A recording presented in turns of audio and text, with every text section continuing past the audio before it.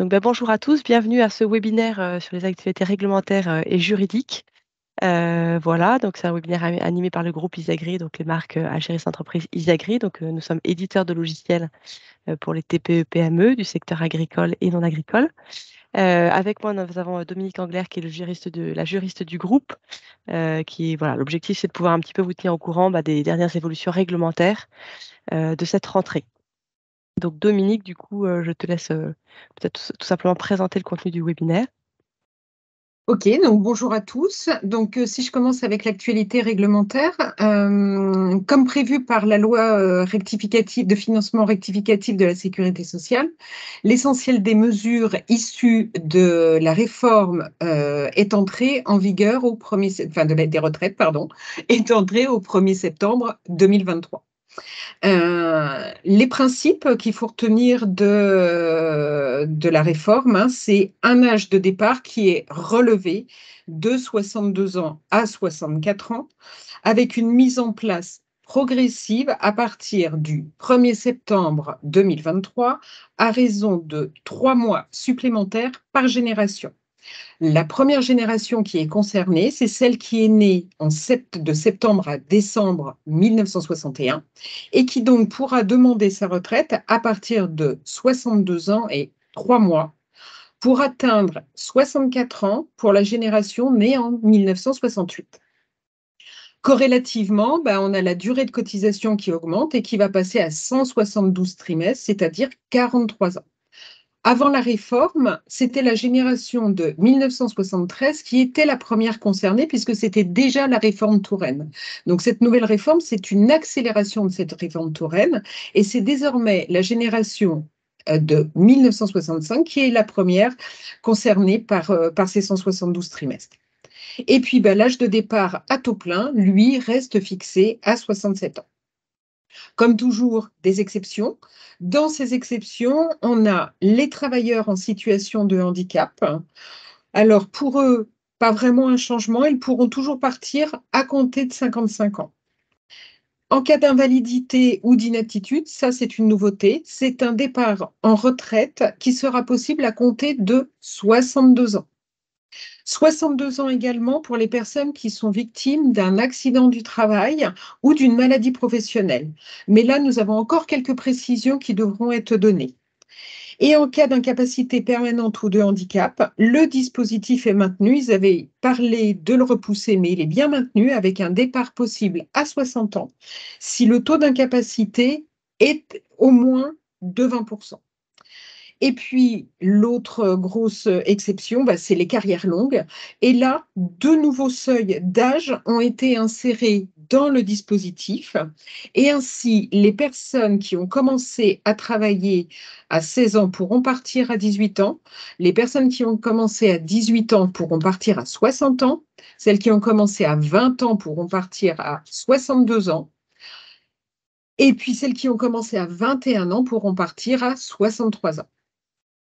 Les autres mesures, alors on a des mesures qui concernent la valorisation des pensions, le pouvoir d'achat, avec une revalorisation des retraites minimales pour toutes les retraites qui sont liquidées avant le 1er septembre 2023, donc qui ont été liquidées avant l'entrée de la réforme. Là, le gouvernement a effectivement adapté en maintenant 85% du SMIC net, soit à peu près 1 200 € par mois pour une carrière complète à temps plein au SMIC. Ce montant, il sera proratisé pour les personnes qui ont eu une carrière qui a été cotisée, mais de façon incomplète. Donc, cette revalorisation, elle intervient ou elle a commencé à intervenir depuis le 1er septembre. En revanche, elle va plutôt s'étaler dans le temps et donc on compte elle va s'échelonner jusqu'en avril à peu près 2024. Une création d'une surcote de fin de carrière pour les parents. Alors, elle permet aux parents bénéficiaires d'au moins un trimestre de majoration de durée d'assurance au titre de la maternité, de l'adoption, de l'éducation d'un enfant ou d'un congé parental et qui ont cumulé les trimestres requis pour un taux plein 1 an avant leur départ à la retraite, de bénéficier d'une surcote de 1,25% pour chaque trimestre supplémentaire accompli au cours de cette dernière année. Donc, au global, 65, enfin 5% maximum sur la totalité si vous partez 1 an à la retraite avant. Des mesures qui concernent la parentalité. 2 trimestres d'éducation et d'adoption au minimum pour les mères. La naissance d'un enfant et son éducation octroie 8 trimestres aux parents, donc 4 trimestres automatiques pour la mère au titre de la maternité et 4 trimestres d'éducation ou d'adoption, dont au moins 2 pour la mère. Et puis une valorisation aussi des congés parentaux et donc les trimestres pris en compte le sont dans la limite en fait de 4 trimestres pour les personnes qui ont mis leur carrière entre parenthèses au titre d'un congé parental d'éducation. Création aussi de l'assurance vieillesse des aidants, l'AVA. Donc, qu'est-ce que en fait les aidants? C'est les personnes qui apportent leur aide à une autre personne adulte en situation de handicap, dont le taux d'incapacité permanente est au moins égal à 80%. Ou alors, ce sont les personnes ayant la charge d'un enfant en situation de handicap, dont l'incapacité permanente est d'au moins égale à 80% et qui n'a pas atteint l'âge d'attribution de l'allocation éducation enfant handicapé, l'AEEH. Enfin, ce sont les personnes d'un enfant, enfin, à la charge d'un enfant en situation de handicap, au titre duquel il est éligible au complément de l'AEEH. Donc, on a un élargissement du périmètre avec la suppression de la condition de domicile commun entre l'aidant et l'aidé, et donc une ouverture de l'affiliation pour le tiers qui entretient des liens étroits et stables avec l'aidé, à qui il vient en aide de manière régulière, fréquente, à titre non professionnel, pour accomplir tout ou partie des actes ou des activités de la vie quotidienne. On voit bien qu'il y a donc la suppression en fait du lien de parenté qui était avant obligatoire. Enfin, 2 autres points dans la réforme, l'amélioration de la transition entre activité et retraite. On a 2 systèmes, hein, le cumul emploi-retraite ou la retraite progressive. Concernant l'emploi-retraite, les salariés en cumul emploi-retraite peuvent désormais obtenir de nouveaux droits, par exemple, sous condition, une deuxième pension qui sera calculée sur la base des mêmes règles que la première, alors que jusqu'à présent, quand on cumulait un emploi et une retraite, tout ce qu'on cotisait, c'était à fonds perdu, on ne pouvait obtenir de droits supplémentaires. Aujourd'hui, ce nouveau travail va permettre de continuer, en fait, à ce que les cotisations ouvrent des droits à une pension supplémentaire. Et puis la retraite progressive est élargie et surtout, concernant la retraite progressive, le refus de l'employeur est encadré. Il faut que ce soit un refus absolument motivé. Un petit rappel, hein, le dispositif de retraite progressive, c'est un dispositif qui concerne les actifs qui peuvent aménager leur fin de carrière à partir de 2 ans avant l'âge de départ légal à la retraite. À ce moment-là, ils passent à temps partiel et ils bénéficient en parallèle de leur activité d'une partie de leur retraite. Ils continuent à cotiser à l'assurance retraite et lors de leur retraite complète, hein, du départ à la retraite complète, le montant de leur pension est recalculé en tenant compte de cette période à temps partiel. Et enfin, toutes les mesures qui concernent l'usure professionnelle. Alors là, on parle de la prévention de l'usure professionnelle, c'est la création d'un fonds d'investissement dans la prévention de l'usure professionnelle qui va permettre d'améliorer la prévention aux expositions de facteurs de risque professionnel dits ergonomiques, c'est-à-dire les charges lourdes, les postures pénibles, les vibrations mécaniques. C'est le financement des droits pour la formation et la reconversion des salariés, mais aussi pour les entreprises, un fonds d'aide à la prévention. Et puis enfin, c'est l'aménagement du compte professionnel de prévention, le C2P, et en particulier la création justement d'un congé de conversion. Voilà pour un point rapide sur la réforme de retraite. Ensuite, la loi de financement rectificative de sécurité sociale, elle a prévu d'autres choses. Ce sont notamment, Aude, je veux bien que tu reviennes sur la slide d'avant, merci. Donc, c'est l'indemnité de rupture conventionnelle. L'indemnité de rupture conventionnelle, elle était soumise du moment qu'on était dans l'exonération, que le montant restait dans l'exonération de deux passes, c'est-à-dire qui allait jusqu'à 87 984 en 2023. Donc, dès qu'on était en dessous, il n'y avait pas de cotisation de sécurité sociale. En revanche, on avait un forfait social de 20%. Et pour les personnes qui avaient l'âge de partir à la retraite, on avait des cotisations puisque la rupture devenait en fait cotisable. Aujourd'hui, il y a une harmonisation. On supprime le forfait social, on supprime les cotisations pour les personnes qui sont en âge, qui ont l'âge de partir en retraite. Donc, à partir de 55 ans, par exemple, pour un salarié en situation de handicap, hein, et on met tout le monde pareil et on crée une nouvelle contribution patronale dont le montant est donc aligné pour tout le monde à 30%.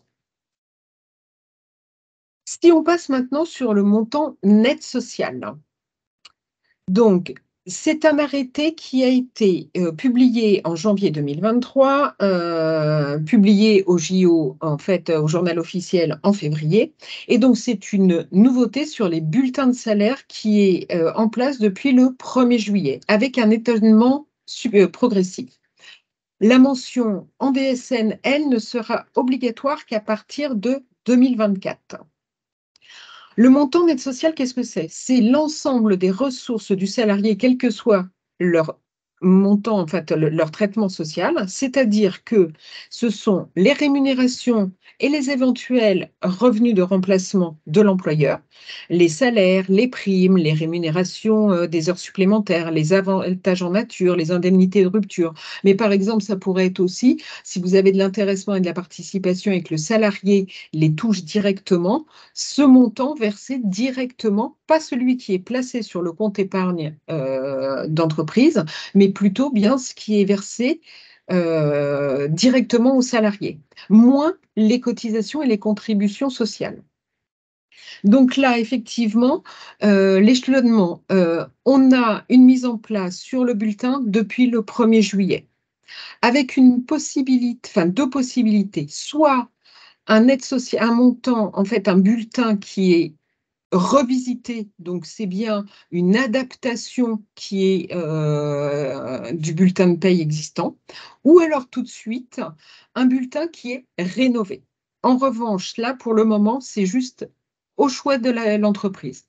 À partir du 1er janvier 2024, le montant net social passe en DSN obligatoire. Et à partir du 1er janvier 2025, à ce moment-là, le bulletin rénové devient obligatoire pour tout le monde et toutes les sociétés. Je vous ai mis ensuite un petit exemple, voilà, entre qu'est-ce qui était le bulletin adapté et qu'est-ce qui allait devenir à partir du 1er janvier 2025 le bulletin rénové. Si je passe sur l'actualité jurisprudentielle. Alors, certains en ont peut-être entendu parler. L'actualité jurisprudentielle, en fait, qui nous occupe aujourd'hui, c'est un vrai Big Bang et qui concerne une jurisprudence, 3 arrêts de la Cour de cassation du 13 septembre dernier. Que dit la Cour de cassation? Elle considère, en fait, c'est une transposition du droit européen au détriment du droit national et donc du Code du travail, qui considère que les salariés en arrêt maladie font l'acquisition des droits à congés payés sur leur période d'absence, même si cette absence n'est pas liée à un accident du travail ou à une maladie professionnelle. Ça, c'est le premier arrêt.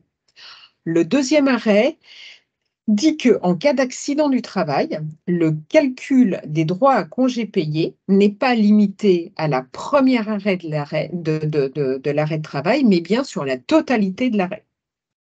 Le troisième arrêt du 13 septembre, lui, concerne la prescription.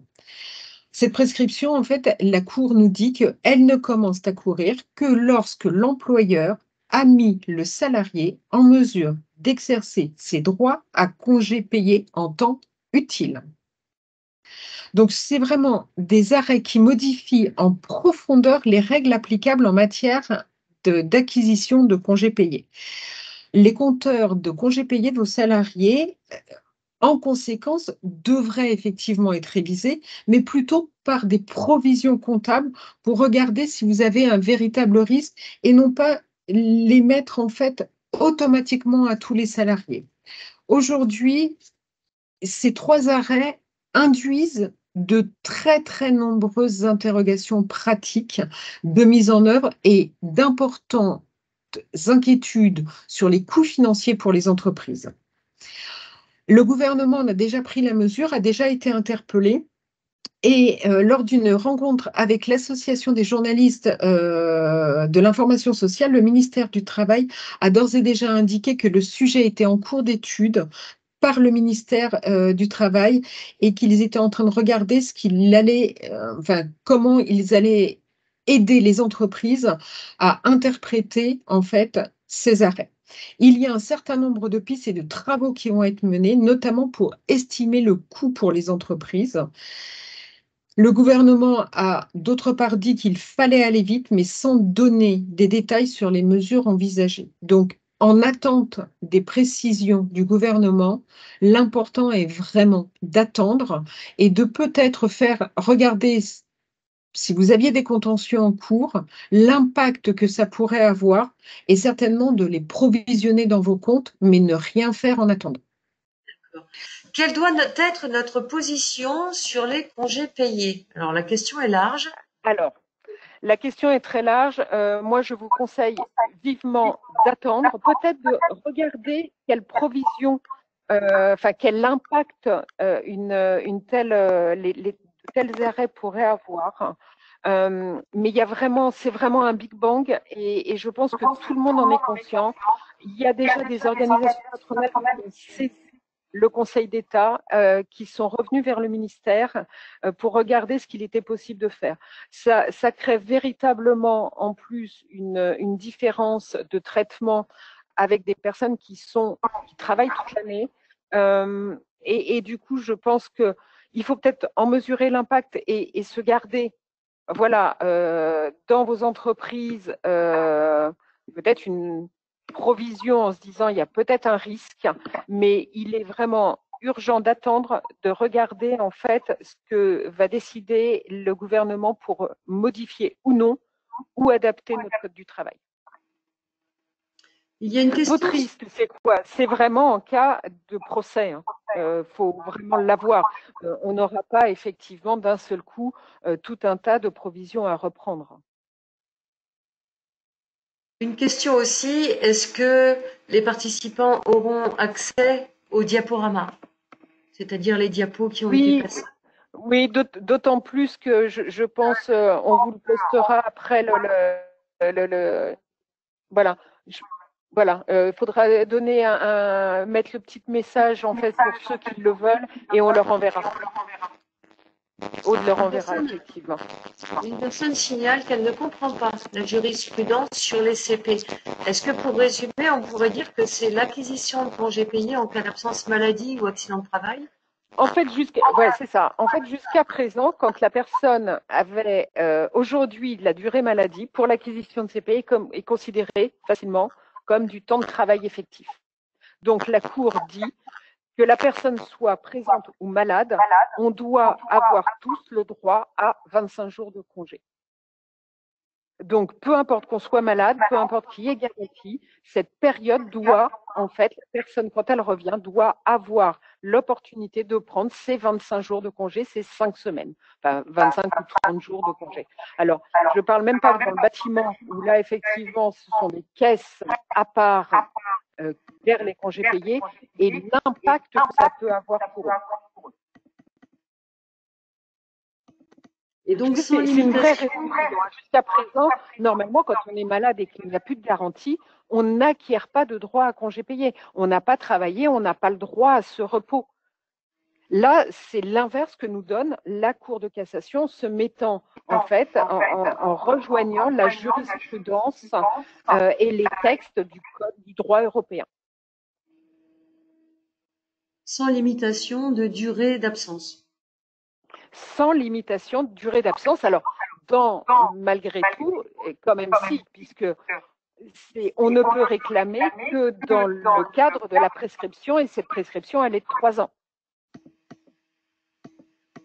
Mais comme la prescription ne commence à courir que quand le salarié pourra, puisque c'est le 3e arrêt, être en mesure de faire valoir ses droits, il va revenir. Ce qui veut dire que ce qu'il aurait acquis 3 fois 25 jours ou 3 fois 30 jours, selon que vous êtes en jour ouvré ou en jour ouvrable, ça veut dire qu'en fait, quand il revient, il repart en fait 3 mois en congé. Quelqu'un redemande une précision. La jurisprudence n'étant celle-là que pour la maladie, pas pour les absences injustifiées, bien sûr. Ah oui, c'est la maladie ou les accidents du travail, puisque les accidents du travail, jusqu'à présent, eux, donnaient le droit à acquisition de congés payés dans la limite d'1 an d'absence. C'est-à-dire une absence jusqu'à 1 an, la personne acquérait tous ses droits. Au-delà, ça y était pas.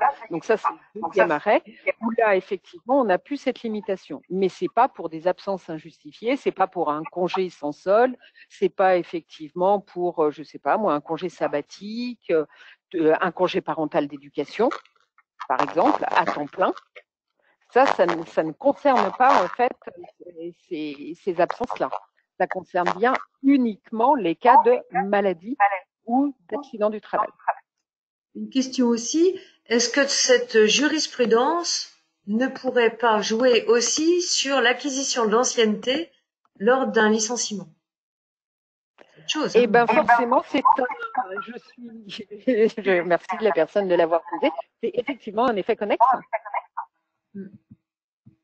et qu'il faudra traiter, pour lequel, pour le moment, la Cour ne s'est pas, effectivement, elle ne s'est pas positionnée sur ce point-là, mais ça pose cette question, évidemment, puisque la personne, effectivement, si c'est du travail effectif, forcément, ça risque d'influencer sur l'ancienneté. Après, il y a tout un tas de conventions collectives, je pense à la Syntec, qui mentionne expressément l'exclusion des absences qui les décompte dans l'ancienneté. Donc, mais il faudra voir, effectivement. Je ne sais pas comment la jurisprudence va évoluer. Une question aussi, cette jurisprudence est-elle rétroactive? Mais je pense que tu as déjà répondu en disant qu'il y avait prescription au-delà des 3 ans. Donc ça veut dire que ça est rétroactif sur 3 ans. C'est-à-dire qu'en fait, elle prend effet au moment de la publication des arrêts, donc au 13 septembre, mais quelqu'un qui viendrait aujourd'hui demander rentrerait effectivement dans cette interprétation de la Cour de cassation avec une prescription, effectivement, à ce jour, donc via 3 ans en avant. Une question aussi, quid de la carence de 3 jours? Je pense que ça, c'est un autre sujet. Alors là, effectivement, c'est un autre sujet qui n'a pas du tout été abordé dans le cadre de ces arrêts. Alors, une question aussi, pouvez-vous repréciser le cumul emploi-retraite? Par exemple, pour des retraités qui ont 62 ans et tout leur trimestre, ils auront donc des nouveaux droits retraite acquis? Oui, c'est ça. À partir de maintenant, ils auront des nouveaux droits acquis. Jusqu'à présent, le cumul emploi-retraite, on cotisait à fonds perdu. C'est-à-dire que la personne revenait, travaillait chez un nouvel employeur, voire le même employeur, puisque c'était possible. Alors, après, je ne vais pas rentrer, effectivement, il y a des conditions qui sont différentes. En revanche, toutes les cotisations étaient à fonds perdu. Ça ne permettait pas d'acquérir soit une nouvelle, en fait, de nouveaux droits, soit l'augmentation. Là, aujourd'hui, ça ne sera plus le cas. Ce nouveau, effectivement, emploi va permettre, aux mêmes conditions que la retraite d'origine, d'acquérir de nouveaux droits à retraite. Et il y aura cumul quand la personne finira, en fait, reprendra en fait sa retraite et arrêtera ce cumul pour se consacrer cette fois pleinement à sa retraite, pourra bénéficier effectivement de nouveaux droits calculés sur cette période. On revient un petit peu en arrière. On a beaucoup dépassé Non. On a de vous dépasser, oui. Il y avait juste une dernière question. Que se passe-t-il pour les personnes qui ont quitté l'entreprise? Donc, c'est des rappels sur salariés sortis. Si éventuellement ils attaquaient en disant j'ai droit à des congés payés sur la maladie que Ah j'ai oui, eue chez vous, etc. c'est exactement ça, effectivement. C'est l'effet connexe je dirais de ces arrêts, puisque effectivement, alors attention, l'action en justice n'est possible que, en fait, 1 an après le départ. Ah oui. Mais ça n'empêche que les personnes qui sont parties là dans la dernière année peuvent réclamer éventuellement le recalcul, alors du coup une indemnité à congé pour les droits qu'ils auraient, sur lesquels ils auraient pu prétendre. Très bien. Merci beaucoup, Dominique. De rien.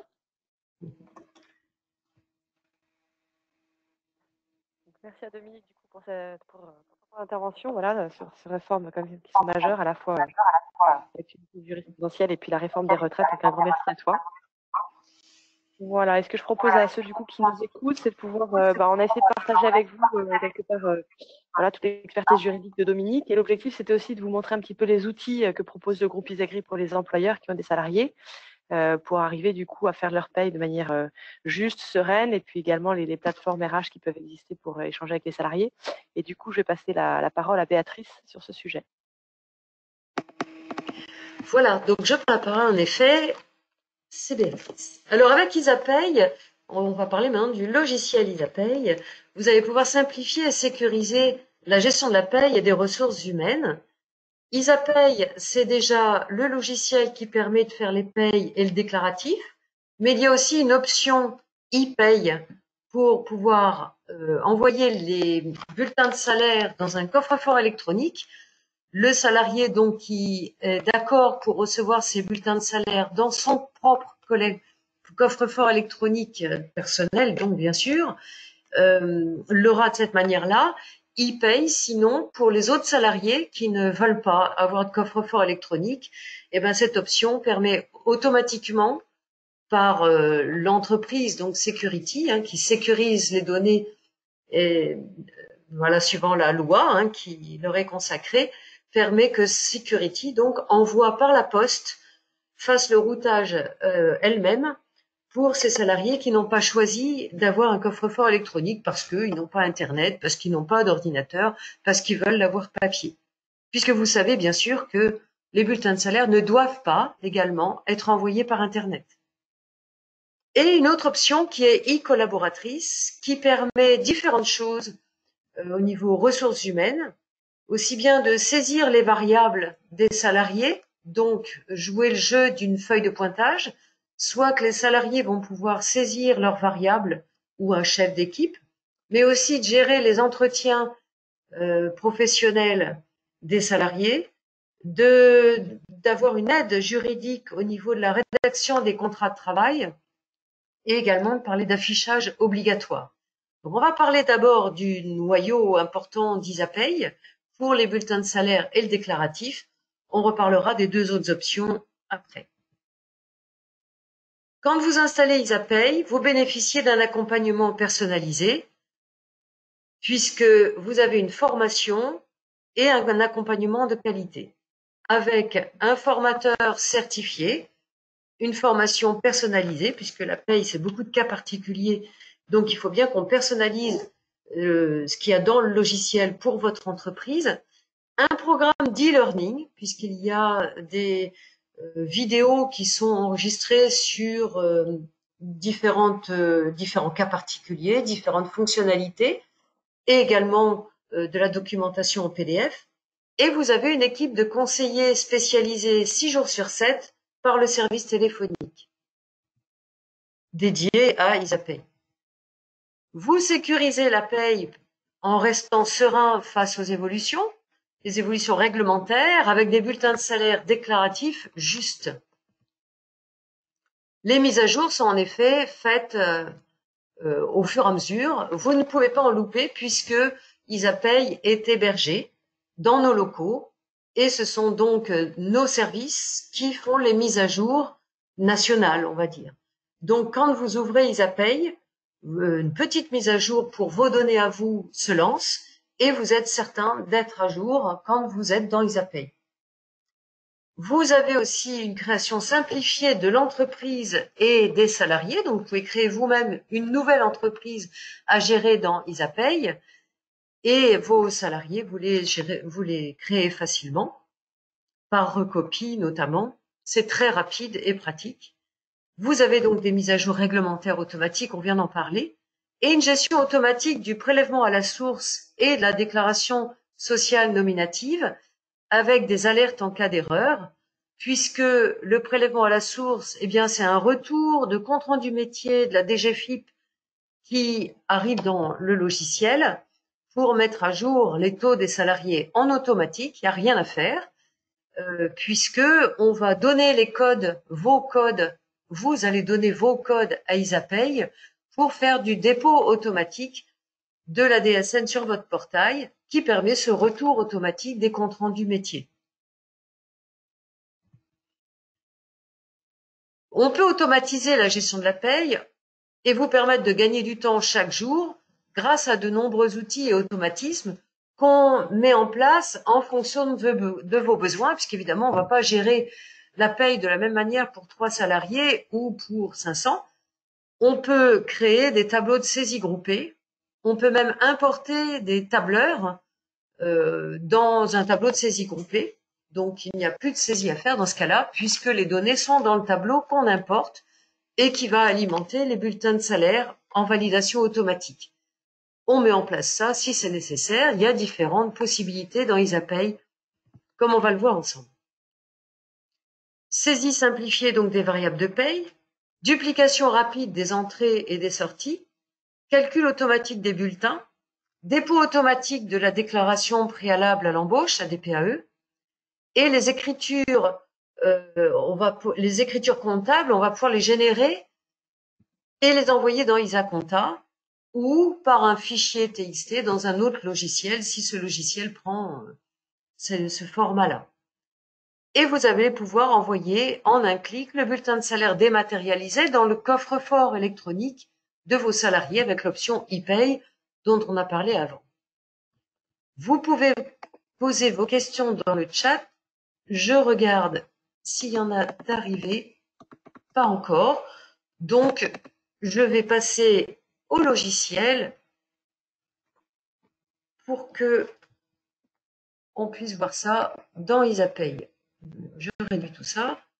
Je réduis tout ça pour vous montrer donc IsaPay. On va fermer ça.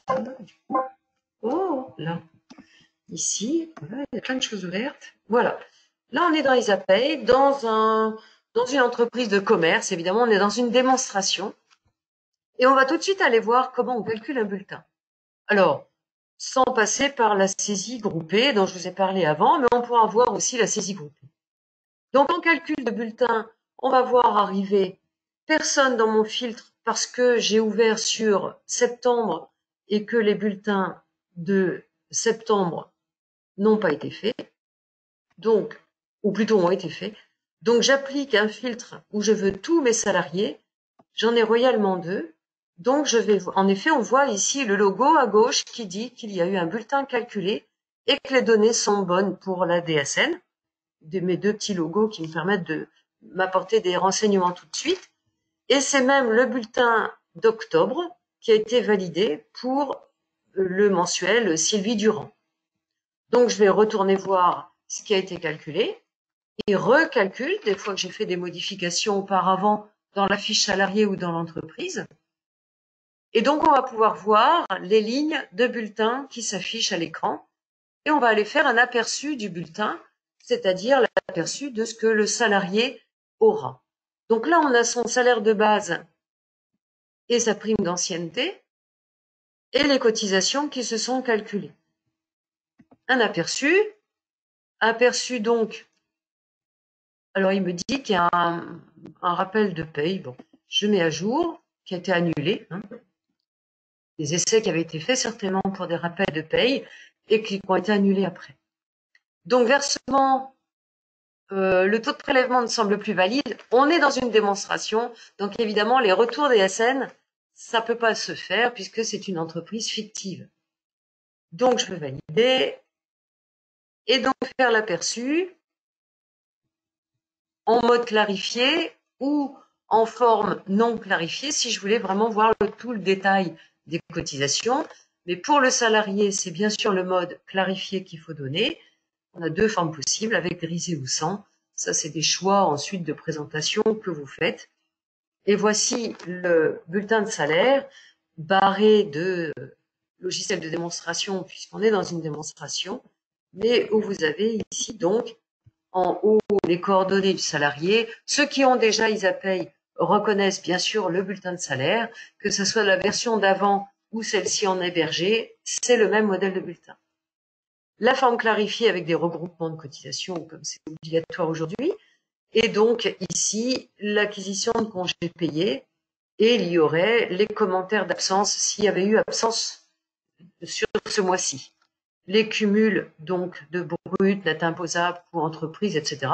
On peut ajouter des cumuls s'il est question par exemple d'heures de récupération ou de modulation, ou s'il fallait ajouter une information à faire figurer sur le bulletin. Ça suppose bien sûr qu'il y ait eu les informations saisies dans la fiche salariée, donc on va aller voir la fiche salariée. Ici, je vais annuler pour faire plus vite. Et donc, je vais à la fiche salariée. Vous voyez, depuis le bulletin, j'accède directement à la fiche de cette salariée-là. J'aurai 500 salariés, ça serait la même chose. Je peux facilement passer d'une fonction à une autre par les liens qu'il y a. Et donc, je pourrais modifier quelque chose en fiche salariée et actualiser le bulletin pour avoir tout de suite la modification dans le bulletin. Donc, la fiche salariée, voilà. Donc, j'ai différents onglets, bien sûr, avec l'état civil, le contrat, donc à durée indéterminée ou déterminée, avec les dates de début et dates éventuellement d'ancienneté si c'est pas la date d'entrée. Là, elle correspond bien. La convention collective, puisqu'il peut y avoir des entreprises où il y a plusieurs conventions collectives, donc on dit celle qui concerne le salarié, son emploi, sa catégorie, son modèle de bulletin, les règles sociales, où là, on va indiquer comment il est payé, voilà, en tarif horaire ou en tarif journalier ou à la tâche, etc. Le nombre d'heures fixe, donc ça c'est les mensualisations. Et donc, les règles fiscales, si un cumul emploi-retraite, on en parlait tout à l'heure au niveau législatif, savoir s'il est étranger au sens fiscal, si on aura de la retenue à la source plutôt que du prélèvement à la source, dans quel domaine fiscal, enfin dans quel barème fiscal s'il est français, s'il paye ses impôts en France, puisqu'il y a des barèmes pour les DOM, on va mettre le barème qui est utilisé, etc. Au niveau des cotisations, on va dire s'il y a la mutuelle ou pas la mutuelle. Donc ça, on va dire déjà à quels organismes il cotise et à quelles cotisations, puisqu'en prévoyance, il peut y avoir certaines prévoyances et pas d'autres. Là, j'ai la mutuelle, j'ai aussi la prévoyance. Et donc, ça va automatiquement affecter les contrats qui correspondent aux cotisations qui sont calculées pour le salarié. Autrement dit, à partir d'IsaPay Connect, s'il cotise, vous avez le contrat en face. S'il y a le contrat, c'est qu'il y a forcément les cotisations dedans. Donc, il n'y a plus de problème de contrat sans cotisation ou de cotisation sans contrat. Tout ça, c'est lié. Voilà. En déclaration, on pourrait le voir qu'au niveau de l'ADSN, il a automatiquement renseigné puisque toutes les données étaient mises avant et ça détermine les codes qui partent en DSN. Donc, pour créer un salarié, ce sera tout simplement la possibilité d'entrer un salarié avec un assistant qui me permet simplement de dire le nom du salarié. J'ai même pas besoin de mettre de numéro de sécurité sociale parce que éventuellement je peux ne pas l'avoir. Je vais dire qu'il est né, voilà, par exemple, suivant. Eh ben, ça va être à partir du 1er octobre 2023. Les payes que je veux faire seront à partir du 1er octobre. Ben oui, je sais pas sa date de naissance, ça. C'est, voilà, je corrige ma petite erreur. Le matricule que je veux mettre au salarié, sa durée de contrat indéterminée. Là, il me demande de préciser si c'est à temps partiel ou si c'est, etc. Donc oui, je vais rester sur un CDI classique. Motif de début de contrat, eh ben, embauche en CDI, c'est pas quelqu'un qui était en CDD avant. Et oui, je veux faire une recopie d'un autre salarié. Donc, j'ai que une salariée qui corresponde à ce que je viens de dire. Oui, d'accord, je vais recopier à partir de cette salariée-là. Donc, il va me montrer tout ce qu'il me propose de recopier avec des petites cases dans différents thèmes. Voilà. Bien sûr, il ne me propose pas ni l'état civil puisque c'est pas le même salarié. Ceci dit, justement, pour une réembauche de quelqu'un qui serait déjà venu dans l'entreprise, il me dirait, ah, Toto, est-ce que c'est le même Toto que j'avais avant? Et on dirait oui. À ce moment-là, il recopie l'état civil, etc. Donc, ça permet de gagner beaucoup de temps. Je parle beaucoup, c'est pour ça que ça vous paraît pas forcément très rapide, mais imaginez-vous l'utiliser, évidemment, ça irait beaucoup plus rapidement que ça. Donc, il recopie tout. Il va m'annoncer tous les onglets de la fiche salariée qu'on a vu tout à l'heure. Et donc, il me suffit ensuite de vérifier que, eh ben oui, tiens, pour Toto, c'est pas le même taux horaire que pour Durand, donc je vais modifier. Donc là, il n'y a plus qu'à compléter l'état civil. Je ne vais pas le faire pour gagner du temps. Il va me mettre des messages rouges partout, mais juste pour aller voir que au niveau contrat, il a tout recopié. Situation, il a tout recopié. Règles sociales, etc., etc. Donc en règle sociale, il faudrait quand même que je vérifie si le tarif horaire, qui n'est pas indiqué là d'ailleurs, voilà, il y a peut-être quelque chose là qui était à vérifier, autre, d'autant plus que j'ai dit qu'il était à temps plein, alors que là, c'est pas un temps plein. Donc, ça me permet d'aller modifier ou vérifier. 151,67. C'est mon problème entre les virgules. Bon, j'efface tout, je recommence. Voilà, 67. Voilà. Et donc, en règle fiscale, pas de problème. Valeur, ça aura recopié toutes les autres valeurs. Éventuellement, s'il y a un avantage en nature ou autre, il faudrait faire attention. Et là, vous voyez que ça a recopié aussi. Donc, évidemment, après chaque recopie, on vérifie quand même qu'on n'a pas recopié des bêtises par rapport à mon Toto. Voilà, donc au niveau des cotisations, tout ça, j'avais confiance. Au niveau congé payé, on n'a pas regardé tout à l'heure dans la fiche salariée, mais on peut mettre un prorata d'entrée-sortie, c'est-à-dire l'acquisition de congé payé pour un mois qui n'est pas complet parce qu'il est arrivé en cours de mois ou sorti en cours de mois, ben, le logiciel va pouvoir le calculer. Ça sera pas 2,5, ça sera moins. Choix le plus avantageux, etc., etc. Donc, une fois que j'ai fini de vérifier ma recopie, suivant, évidemment, il va me dire que il n'y a pas tout ce qui est en zone rouge là, au niveau de l'état civil, son nom de naissance, son département de naissance, ses coordonnées, etc. Donc, je vais annuler ici à gauche. Vous voyez le principe pour Toto. Je regarde s'il y a des questions par rapport à ce qu'on vient de voir. Comment est-ce qu'on fait pour déposer dans ePay le bulletin de salaire du salarié quand le salarié n'a pas d'ordinateur? Eh bien, comme je vous le disais tout à l'heure, si le salarié a fait le choix de ne pas avoir de bulletin électronique parce qu'il n'a pas d'ordinateur, parce qu'il n'a pas Internet, il n'a pas d'adresse mail, eh bien, Security, qui est l'entreprise qui gère justement les bulletins, va envoyer par la poste Donc, il s'occupe de la mise de l'impression, de la mise sous pli et de l'envoi par la poste.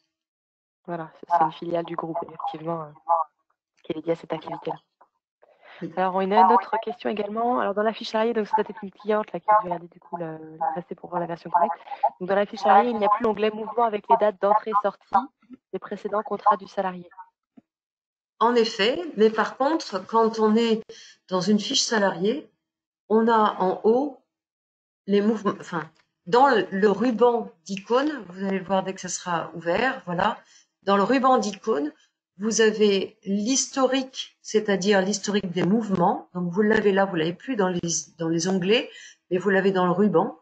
Et vous avez l'historique des bulletins de salaire. Donc là, historique des mouvements, vous auriez les entrées, sorties, les différents contrats. Et dans l'historique des calculs de bulletins, vous avez ici, pour Brunet-Christophe, tous ces bulletins qu'il a eus, qui ont été calculés par le logiciel. J'espère que ça répond à votre question. Ça. Et après, donc, il y avait une autre question. Est-ce que tu pourrais remontrer la saisie groupée?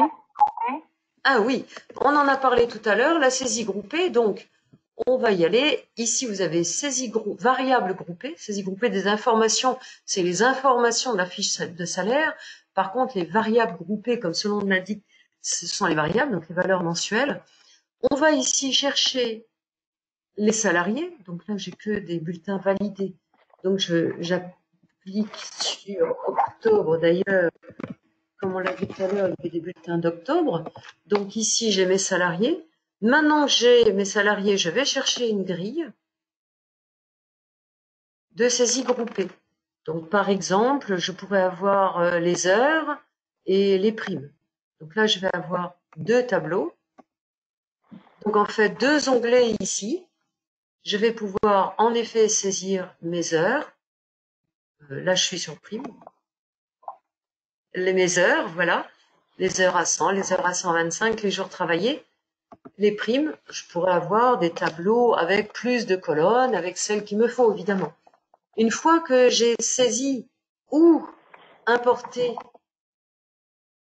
un tableur, j'irai chercher le tableur là où il est pour importer ces données ici, ou saisi, alors je valide, et je n'ai plus qu'à faire une validation automatique des bulletins. Je peux avoir 500 salariés, c'est pas un problème. Je vois mes salariés d'octobre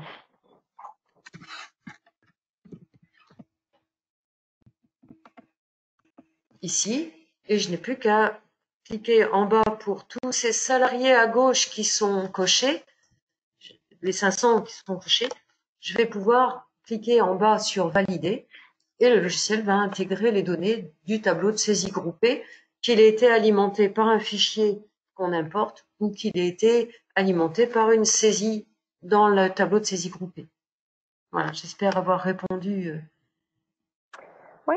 à la question. Écoute, on n'a pas eu d'autres questions. Après, comme on arrive à la fin du timing, voilà, je pense on s'arrête là tout simplement. On avait un petit sondage. Oui. Je ne sais pas si vous m'entendez bien. Je vais juste lancer un petit sondage également pour savoir. Alors,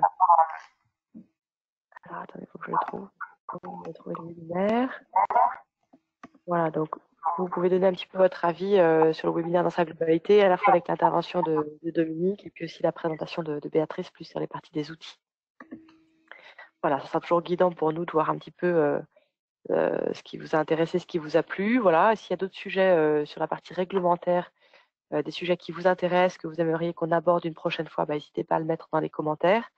Même chose sur la partie produit. Voilà, s'il reste des questions en suspens, vous pouvez les remettre, ou si vous souhaitiez éventuellement que quelqu'un du commerce vous recontacte à l'issue de la présentation de Béatrice, vous pouvez également le mentionner. Voilà, un très grand merci Béatrice pour cette présentation. Merci à Dominique également. Et puis voilà, je vous souhaite à tous une très bonne fin de journée. Bonne journée à tous, bonne continuation. Merci.